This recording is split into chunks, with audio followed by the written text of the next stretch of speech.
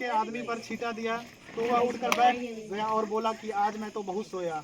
वह बोली, क्या सोए, तुम तो बाहर महीने हो गए, अब जाकर चौथ माता ने मेरा सुहाग लौटाया।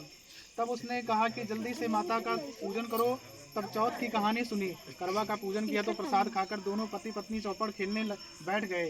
नीचे से दासी आई, उसने उन दोनों को चौपड़ पासे से खेलते देखा तो उसने सासू जी को जाकर बताया।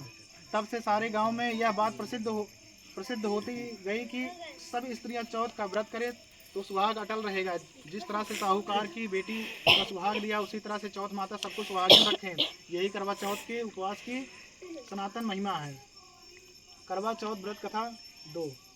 अति प्राचीन काल की बात है। एक बार पांडु पुत्र अर्जुन तप करने के लिए नीलगिरी पर्वत पर चले गए थे। इधर पांडवों पर अनेक मुसीबतें पहले से ही थी, इसने द्रौपदी ने शोक विह्वल हो कृष्ण की आराधना की। कृष्ण उपस्थित हुए और पूछा, कहो क्या कष्ट है तुम्हें।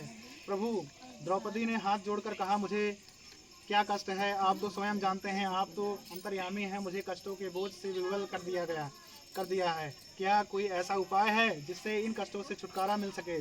तुम्हारा प्रश्न अति उत्तम है द्रौपदी। कृष्ण मुस्कुराकर बोले, प्रभु फिर मुझ दुख नारी का कष्ट दूर करने का उपाय बताएं। द्रौपदी ने पूछा यही प्रश्न एक बार पार्वती जी ने शिव जी से कर दिया था। तब श्री शिव जी ने करवा चौथ का विधान बताया था। फिर प्रभु करवा चौथ की जानकारी मुझे भी दीजिए और उसकी कथा कहिए। तब कृष्ण ने एक पल सोचने के बाद, दुख सुख सो सांसारिक माना जाता है, प्राणी उसे सदा ही लिप्त रहता है। मैं तुम्हें अति उत्तम करवा चौथ की व्रत कथा सुनाता हूँ, इसे ध्यान से सुनो।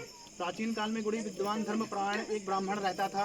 उसके 4 पुत्र तथा एक गुणवती सुशील पुत्री थी। पुत्री ने विवाहित होकर चतुर्थ का व्रत किया, किंतु चंद्रोदय से पूर्व ही उसे क्षुधा ने बाध्य कर दिया। इससे उसके स्नेही भाइयों ने छल से पीपल की आड़ में कृत्रिम चंद्रमा बनाकर दिखा दिया।